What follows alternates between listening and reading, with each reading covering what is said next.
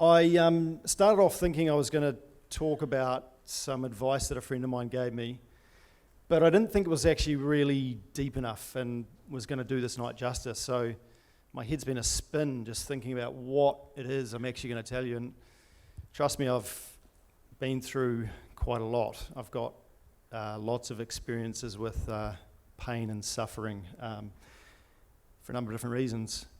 As I'm sure all of you here do too, and that's one thing I learned through my journey, is that everyone's got something and is dealing with something.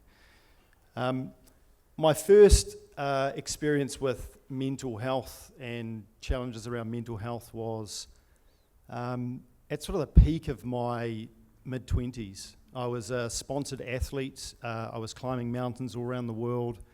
I was fit, I was healthy, I had a yoga instructor girlfriend. She used to date an All Black. She left an orthopedic surgeon for me. You know, things were great. I hope he's not here, but I took his WRX for a spin in the Port Hills and revved the crap out of it. It was awesome. But anyway, one day I just didn't feel right, and I couldn't put my finger on it. And the girl was the perfect girl. It was the girl that my parents would have approved of, and my life was going great, and everything was good, but I just felt empty and confused and alone. And a neighbour, I lived in Sunderland, a flat. A neighbour said to me one day, he must have sensed something, and he just said to me, he says, "Mike, if you ever want to have a yarn, I'm my psychologist, so come and have a yarn sometime." And I sort of went, "Oh, I don't need that, But I got to the point where I thought, I'm just going to go and have a chat with him.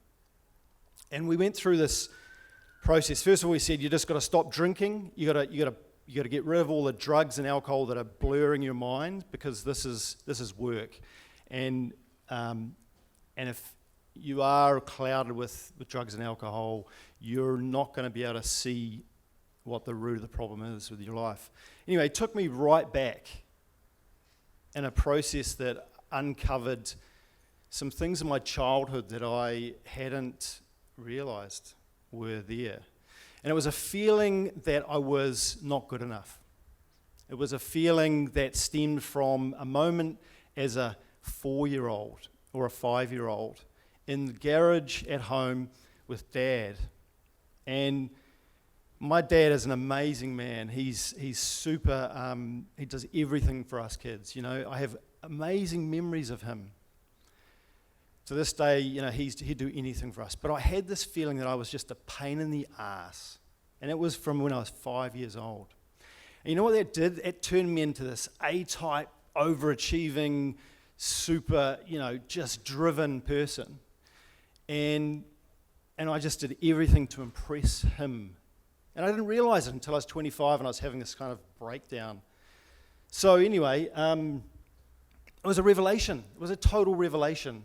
So for you fathers out there that are maybe hard on your kids, think about that, I even see it in the way I'm a father today too. I put so much pressure on my son. And it has an impact. It sets your course through life. So anyway, the revelation was there and it was clear. And all of a sudden, I didn't feel like I needed to impress my father. People were dying in the mountains. I was climbing harder and harder and harder things. I was really pushing the limits, and I was on a death course. So anyway, I gave up climbing, and I broke it off with my fiancée, because she was the woman that my parents would have liked me to marry, but she wasn't the woman that I wanted to marry. And I remember having this conversation with a mate of mine one day, and I was struggling with this dilemma. It was, do I carry on with my business, my electrical business, and settle down, have kids, and do all those things that we're all sort of taught as the thing to do in life? Or do I follow my dream of sailing around the world? And I'd just been through this sort of revelation, and I had the courage to say that I was going to go sailing around the world. And my new girlfriend, and now my wife, agreed that she'd come on this crazy journey with me. And we did. We bought a boat, we sailed it through Mexico. We lived on the boat in Mexico for 2 years. We were spearfishing, surfing, having just an amazing, amazing time. For another 2 years, we sailed across the Pacific We ended up back in New Zealand with a baby. 10 years old he is now. His name's Ocean. And my friend Mike Inder, who gave me this advice to go and forget about settling down and forget about the house and forget all that stuff, he gave me the best piece of advice, because a couple of years later I found myself in front of a car, paralysed from the waist down. And I was covered in blood, and the woman was yelling at me. She's saying, "Don't die."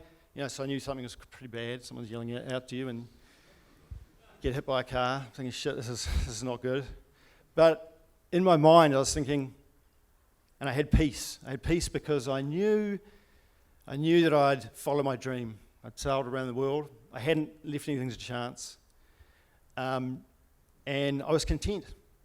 And that's a springboard that's allowed me to just move on. And this is a bump in the road. It's allowed me to be confident in myself going forward.